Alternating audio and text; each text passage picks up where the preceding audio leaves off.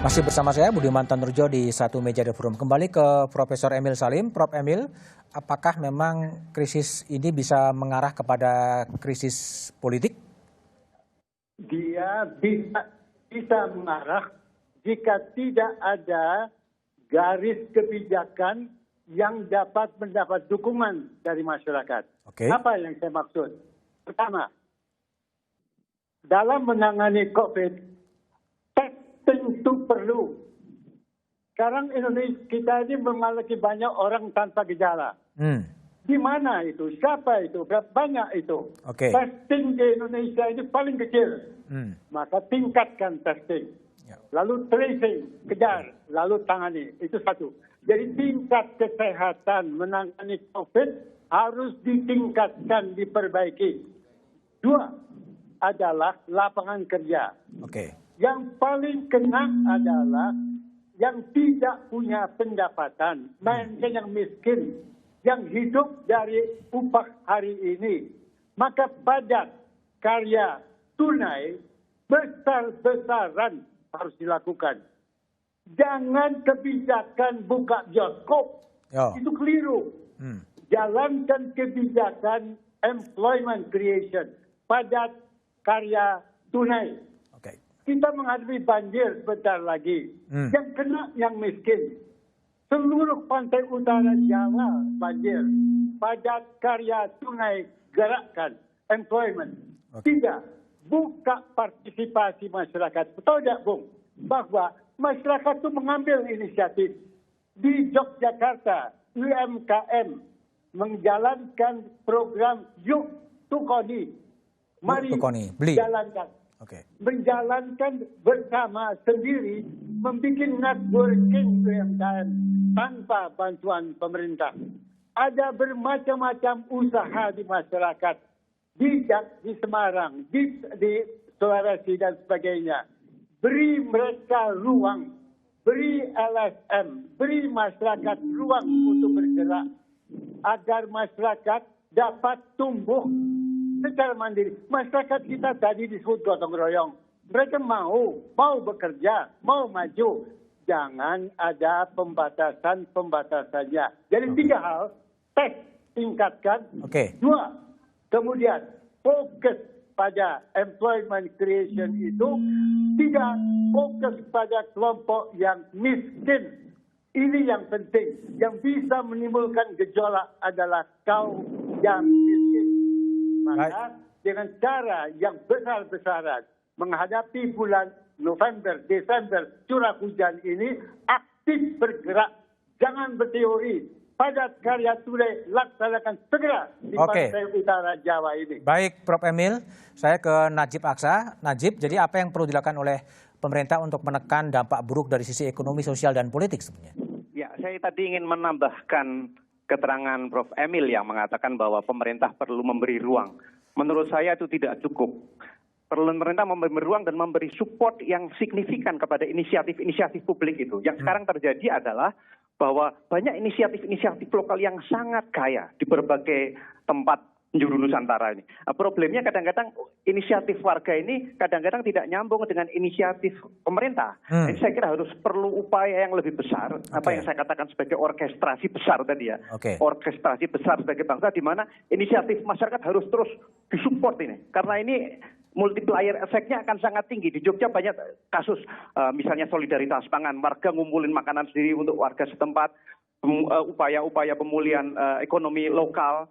Kami misalnya di kampus UGM melakukan upaya misalnya pengembangan sociopreneurship anak-anak muda, misalnya gitu ya.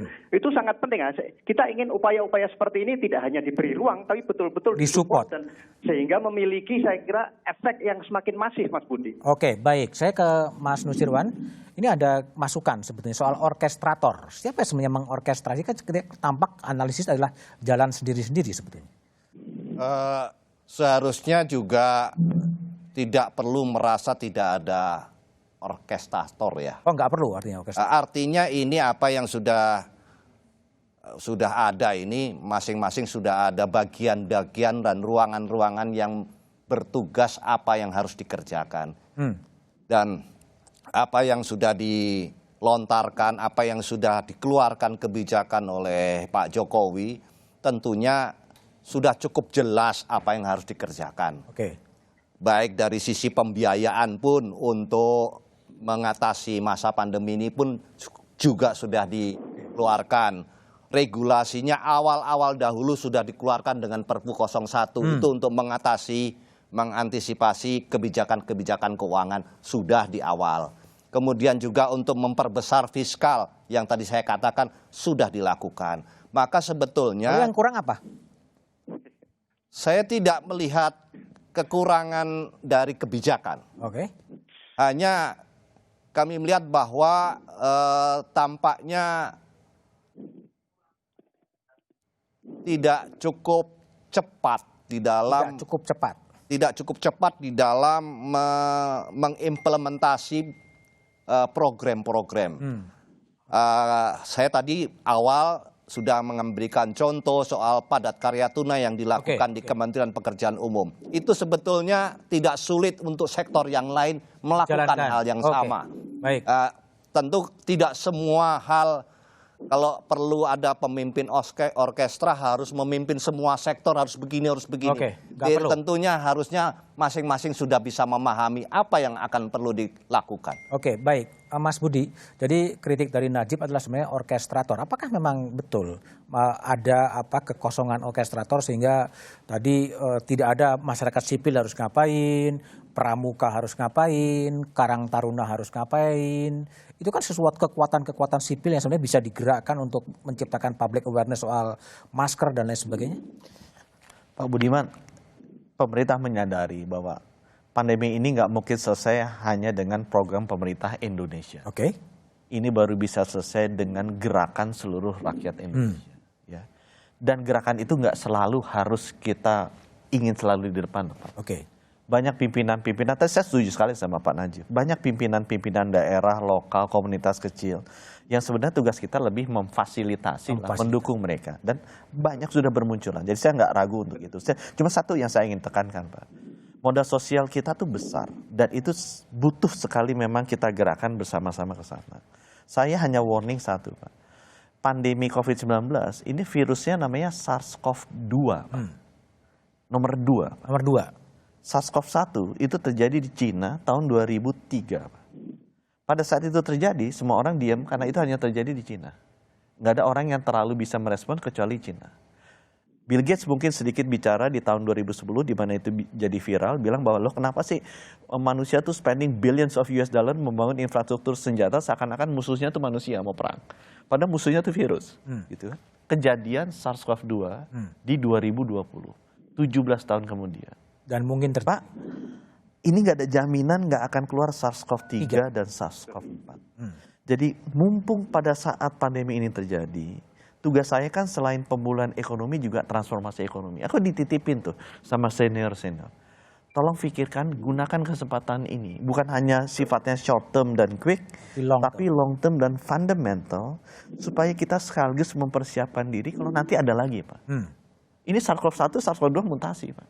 Bukan berarti nggak bisa jadi SARS-CoV-3, SARS-CoV-4. Nah termasuk di dalamnya merajut modal sosial dan saya setuju sekali sama Pak Najib. Itu sesuatu kekuatan bangsa kita. Jadi tidak harus semuanya pada pemerintah ya? Nggak harus, Pak. Dan nggak mungkin pemerintah juga sanggup sendiri. Oke, baik. Terima kasih Mas Budi, Mas Nusirwan, Pak Emil, dan Najib. 6 bulan pandemi kian melemahkan kemandirian ekonomi rakyat. Rakyat pun kian tergantung pada peran negara. Pemerintah dituntut bergerak cepat, menggelontorkan bantuan dan memberikan stimulus ekonomi, serta memberikan rasa aman. Dengan modal sosial politik yang ada, pemerintah diharapkan bisa menggerakkan solidaritas sosial dengan tetap mengutamakan pada penanganan kesehatan. Demikian Satu Meja The Forum malam ini. Sampai jumpa pekan depan. Selamat malam dan terima kasih.